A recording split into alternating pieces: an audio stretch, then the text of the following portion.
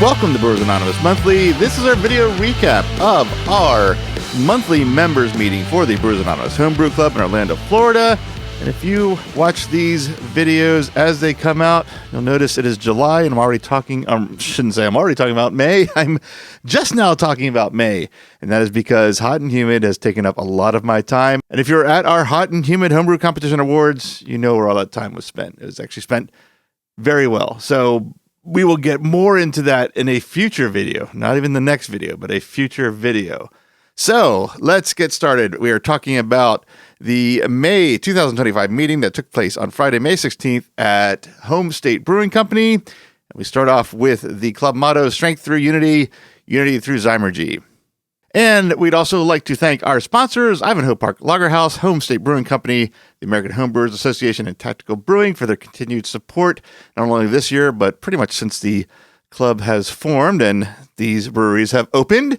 And we're going to welcome some new members from May. It's a little late again in the video presentation, but if you were there live at the meeting, you got it in real time. But we have some official new members, David Fetty, Jocelyn Jones, and Tony Katana. So thank you for joining. We are very excited to have you, and we've got a lot more left in the year to do. So it should be a very exciting time for everybody.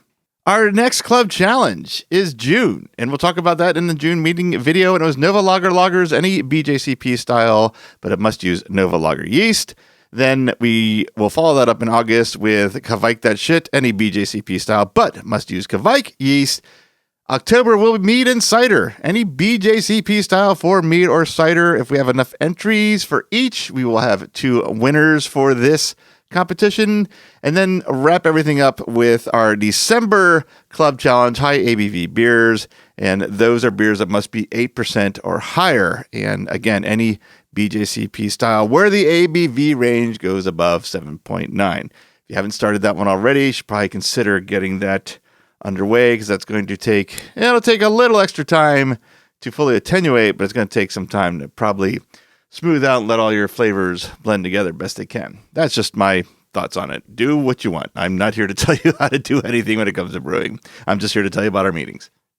We announced it's more of a return. I was going to say the formation, but it's a return of new committees that have been part of our bylaws and part of our structure, but have kind of fallen to the wayside because really lack of resources and people and volunteers. But we're starting to grow again.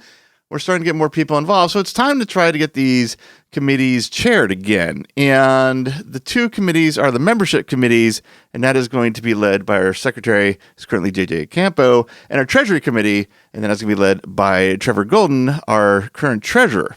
Right now, we're just really gauging interest and see how much we can do with these committees. There's no real course of action on where these committees go.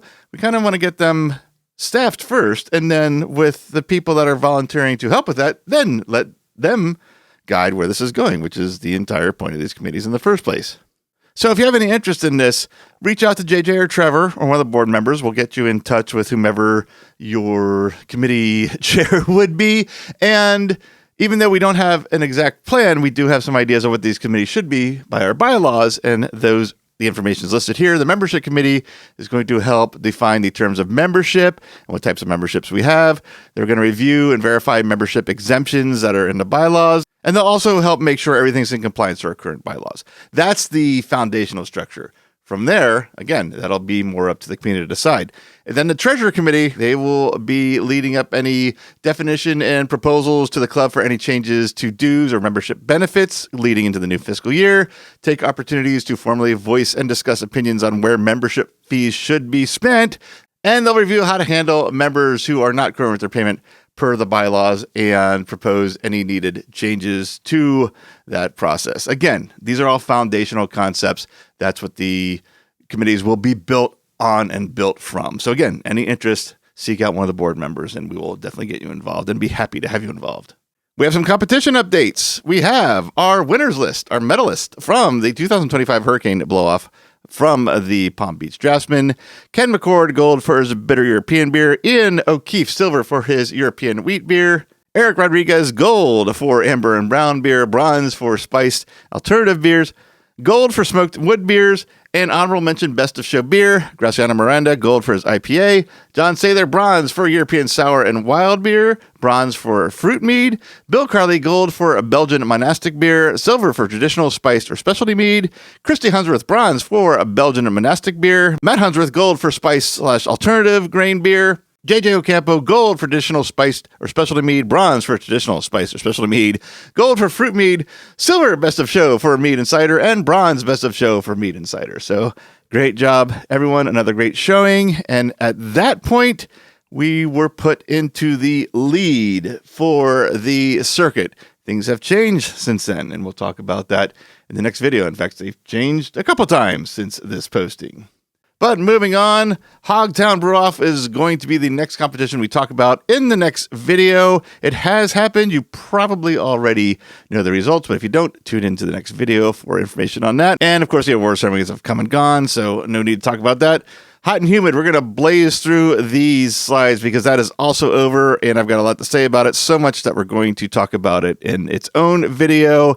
If you missed some of the judging details, just to share them with you, we've really upped our the entire event, starting with giving these vouchers to judges for their time and their efforts. If they brought one of these vouchers in that were filled out in that bottom section there, as you see on the screen, with their name and the dates they judged, they got 5 free raffle tickets. So save them. Most people did at least 2 sessions, so it's kind of like getting $10 without actually having to shell out the money for it, and it was greatly appreciated. And then we also had some judge gift bags, which were kind of a surprise at this point of this meeting. I think everyone's seen the contents now, but we'll talk about that again later in a Hot and Humid only video. One thing we did share at the May meeting was the judges beer that we made. We made a special beer. It was a Hoppy Saison. The recipe was formulated by Bill Carley. He was our home brewer of the year, the club home brewer of the year last year.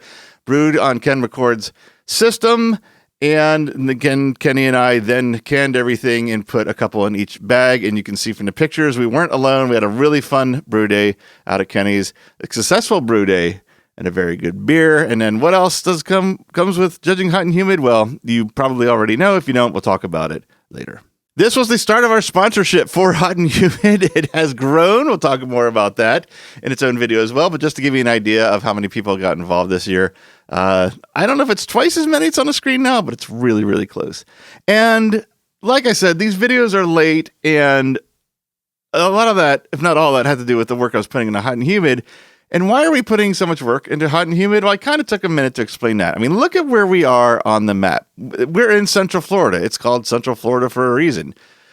This event is potentially, and has the potential to be, the most attended event as we grow it because of where its location is. I'm like, just looking at the top and the bottom, Miami isn't going to go to Jacksonville, and vice versa. Probably. They're probably not going to. Could be some exceptions. Same with Gainesville and West Palm Beach. Tampa, Melbourne. Now we found out there's some brew clubs in the Villages and Fort Myers. They're more likely to possibly come.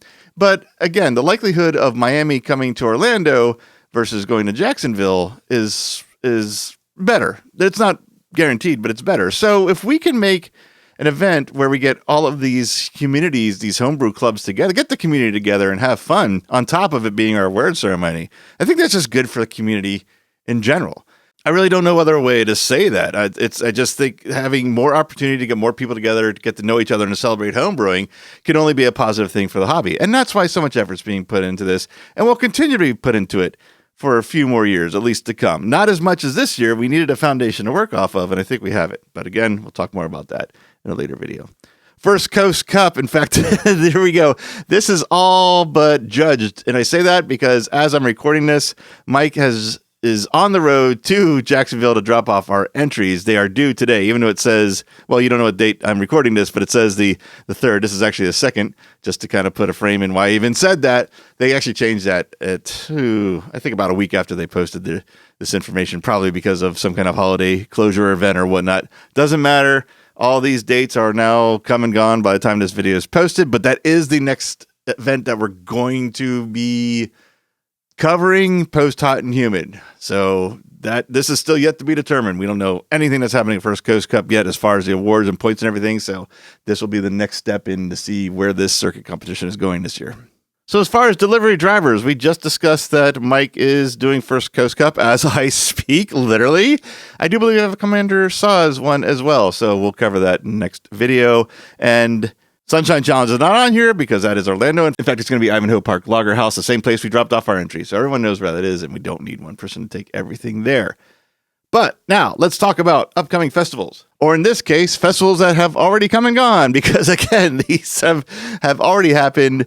The MASH Festival did take place March 31st. I'll have some things to say about that in the next video, as did Crispy Boy, which was the inaugural Crispy Boy Beer Fest at Ivanhoe Park Lager House in conjunction with the celebration of their first year anniversary at the location. So those will be discussed in the next video in a little more detail.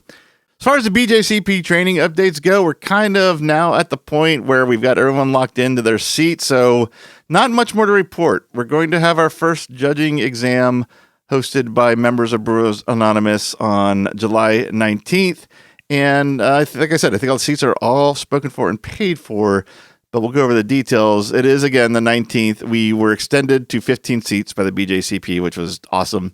And like I said, they're all filled, so really not much more to labor on that. But if you missed this opportunity or just want to get started with judging in your path to certification, check out learn.brewersanonymous.org. We have a online entrance exam preparation course that has now been proven to help people get their entrance exam pass. People that are going to be sitting for that tasting exam that we just covered have flat out said that I went through this entire course and I passed the exam after finishing it. So it's now been proven to work for some people.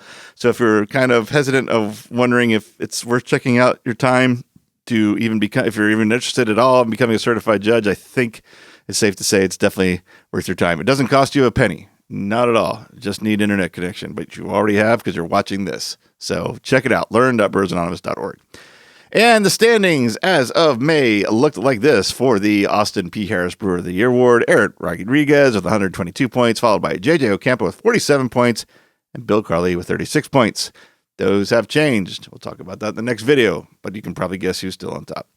And I believe, last but not least, on this presentation, we do have our Spreadshirt shop where we've got I think like 4 or 5 different designs, 6 maybe, somewhere around there. No, around a half dozen. Let's say half dozen designs in all types of colors. The entire color, or what's the word I'm looking for? Inventory of colors that Spreadshirt can print on are available to customize these shirts. This thumbnail is misleading because of all the black, but I guess that's what I use to help design these entries. That's what it uses as default picture. But once you click on one of those images, you've got a whole array of different colors. And we've had quite a few people already order shirts in different colors that I think look wonderful. And it's like making me reconsider that we stick with the black and white aesthetic for things like this, for the swag. Oh, I can't believe I just said that. For the merchandise. The merch is the word I think I was looking for, which is actually worse than swag in my opinion in some ways. But anyway, I digress. So check it out. Like I said, all kinds of options, great designs, and it also helps not only promote the club, but helps support the club as well.